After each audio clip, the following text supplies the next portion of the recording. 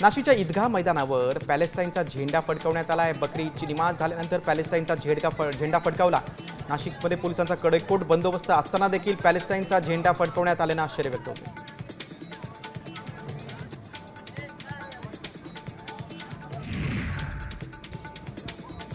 नाशिकच्या येवल्यामध्ये बकरी ईद मोठ्या उत्साहात साजरी करण्यात आली। या निमित्तानं लक्कडकोट ईदगाह आणि कोट रोडवरील वली मैदानावर सामूहिक नमाज पठण करण्यात आलं। यावेळी मोठ्या संख्येने मुस्लिम बांधव उपस्थित होते।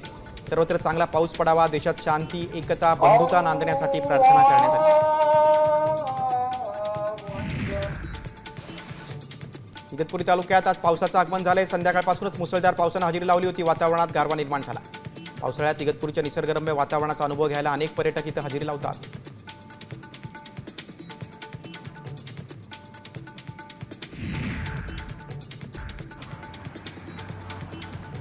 चांदोडमध्ये पावसानं जोरदार हजेरी लावलेली आहे। चंद्रेश्वरी डोंगरानं हिरवा शालू पांघरलाय। धबधबा अगदी खळखळून वाहू लागलेत। हा नयनरम्य दृश्य पाहून पर्यटकांचे पाय आपसुकच चांदवडच्या दिशेने वळू लागले।